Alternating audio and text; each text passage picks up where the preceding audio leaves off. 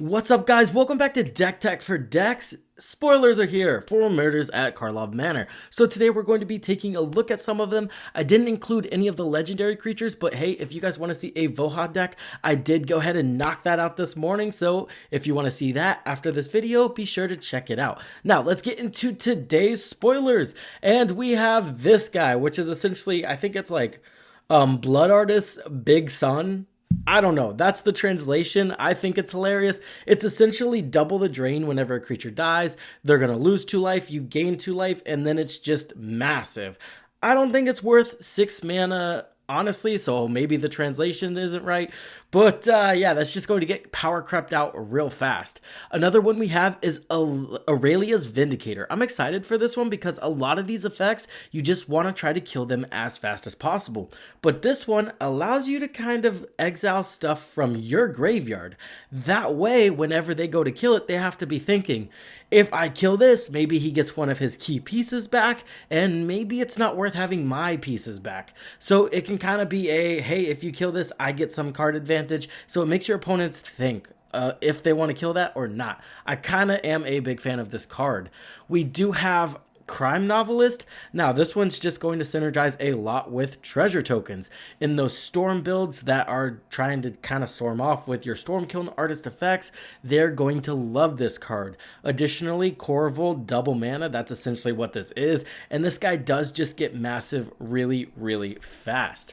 Another we have is Kinko. Now, I saw this guy and I instantly thought of Pitiless Plunderer.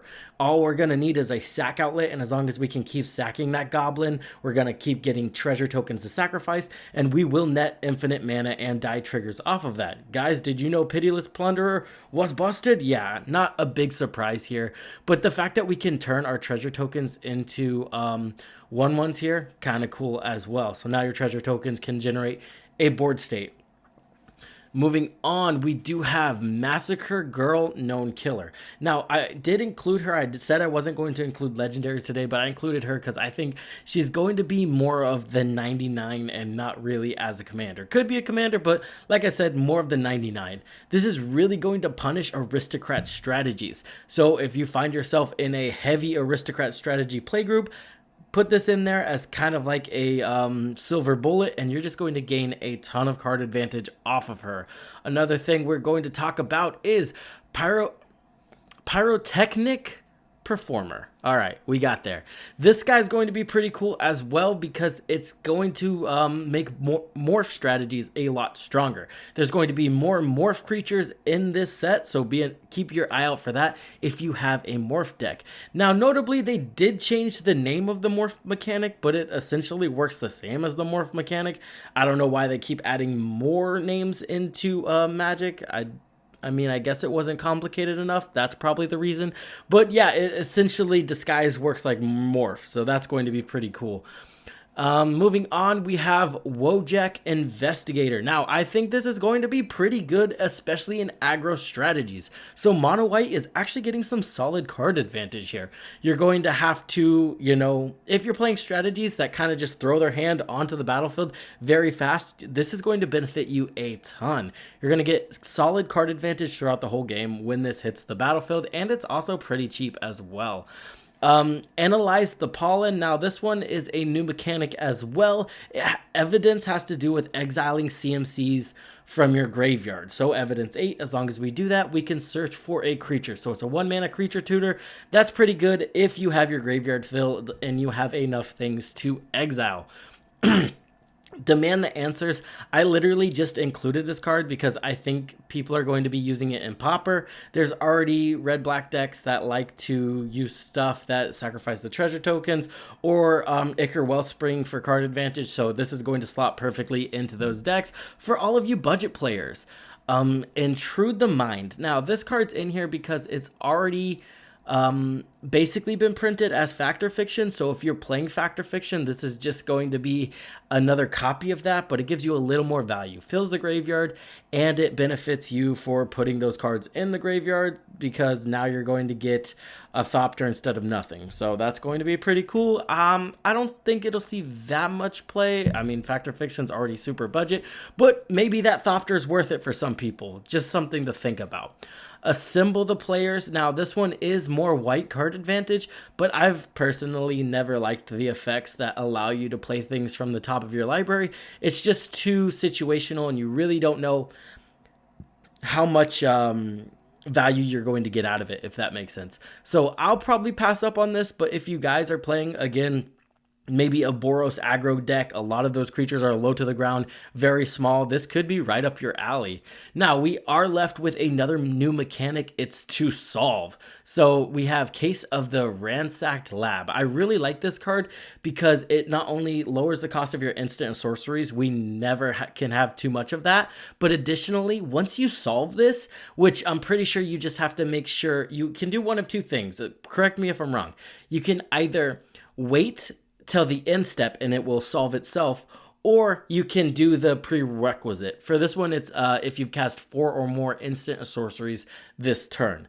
Now, once we solve it, we get another effect.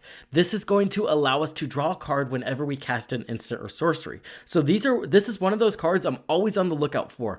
I love cards that are either ramp or that are ramp and card advantage at the same time, and this kind of fits that strategy. If you're running a instant or spell slingy deck, right, the fact that this can lower the cost of your spells and additionally draw you cards when you're casting those spells, it's just going to be amazing. And like I said, it fits in those two main categories of ramp and card advantage. So keep your lookout on this one, or keep an eye out on this one. I think it's going to be amazing. Now, Case of the Stashed Skeleton.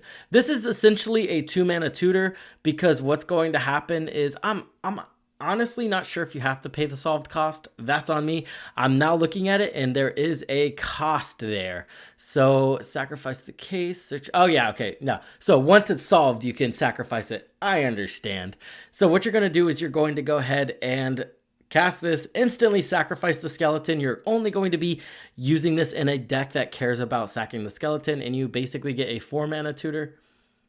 Probably not worth, but probably worth mentioning. Let me know if I got any of that wrong. But one of the ones I'm most excited about is this card right here.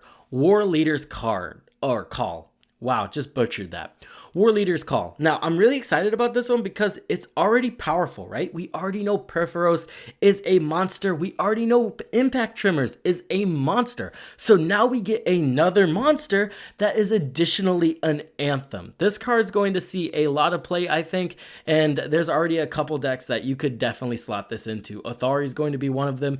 Anything Boros tokens probably wants this card, and it's probably going to put in a lot of work for you. That's going to do it for today's spoilers, guys. Let me know if you want more of these videos. Let me know if you want less of these videos. Notably, these videos will not be replacing the deck text, so don't worry about that. And yeah, I would really appreciate your feedback. With that being said, I would like to thank my patrons, especially my high contributing ones. Newsome, Chicken Salad, and Excessum, you guys are amazing. You really keep the channel going, and I appreciate every one of you, as well as all my other patrons. If you want to become a part of my Patreon, you will get to take place in our weekly deck tech vote, and then I will build that deck. So yeah, if you want to become a part of that, that's a solid option. As always, I hope this helped you in your deck building endeavors, and I will see you in the next one.